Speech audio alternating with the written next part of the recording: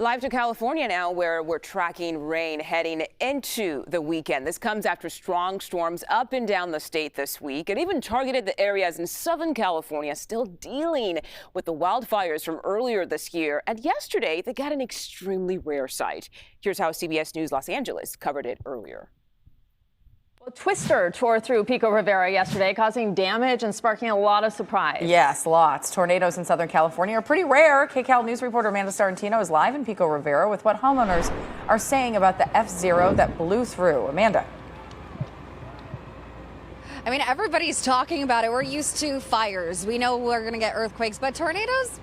Not very normal. So today, the remnants of what's left behind when that tornado ripped through. I just talked to the city public works department. They're here on this street right at Church Street, and they were saying that they had an arborist check out these trees where the tornado came through, and they deemed them not safe. So that's why they're removing all these pine trees on this street here today out of a safety precaution, just in case another big windstorm or even a tornado comes through anytime soon. So this was an EF0 tornado. It is considered a weak tornado, but it also caused a lot of damage. And this happened around 3:15 in the morning. A lot of people were sleeping, but we all have those Ring cameras, security cameras, and it captured it all. Take a look.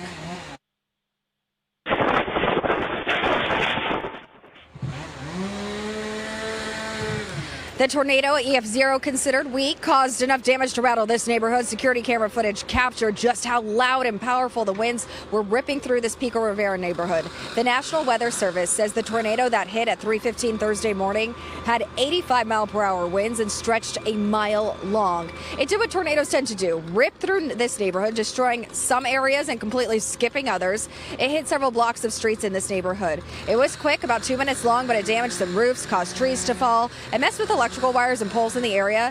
A lot of cleanup got started yesterday. Public works crews were out quickly in response to clear trees and debris, and SoCal Edison was working to restore power. But people who live here obviously shocked.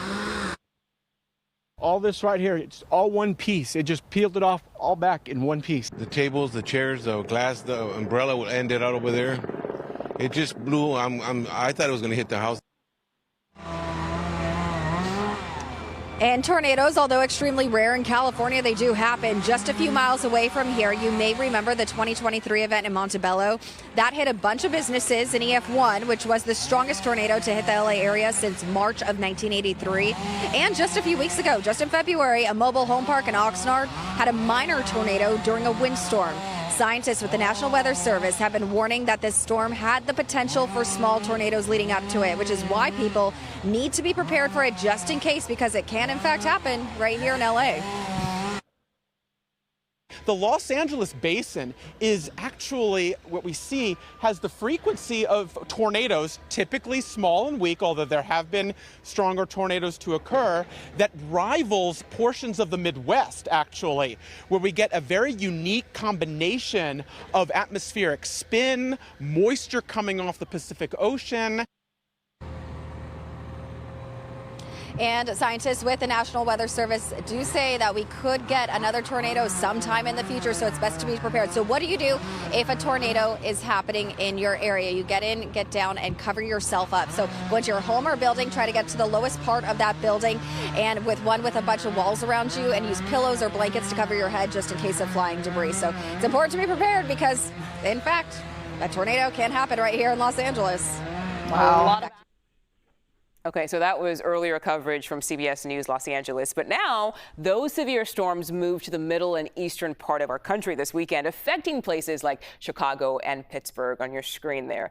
Meteorologist Zoe Mintz joining us once again. And clearly that storm, it did some damage out there. Yeah, it did a lot of damage, but people in the Midwest luckily have basements. They have tornado shelters that they can go to, and this is your time to find out where your nearest tornado shelter is, so you can get to your safe place, because there is going to be quite a lot of severe weather this afternoon, as the same storm system that brought that tornado over in California, it's heading across the country right now. It's quickly doing so, and as it does so, it is really going to pick up its energy. Look at this line of severe weather. It's going to arrive arrive across the Mississippi Valley late tonight and into early tomorrow as another line of severe weather sets up just below my feet here along the Gulf Coast states. Mississippi, Alabama, likely going to be seeing widespread tornado outbreaks. So let's take a closer look at the details of that upcoming storm system, because again, we are going to continue to see that first round of severe weather beginning late tonight. Because it's an overnight system, make sure you have those alerts on loud,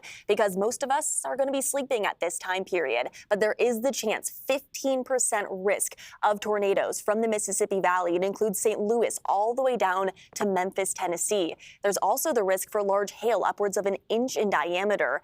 There's a 30% risk of that, and an even higher risk of damaging wind gusts, upwards of 75 to 80 mile an hour wind gusts. Those are hurricane force winds, and those are going to be bringing downed tree limbs, widespread power outages, all things we'll keep an eye on tonight. And then that next round of severe weather arrives into Saturday, and then another round of severe weather into Sunday, a multi-day severe weather outbreaks on the way. Make sure this weekend you are prepared for it and keep those alerts on loud. Yeah, pay attention to them and stay safe. Yes. Zoe, thank you.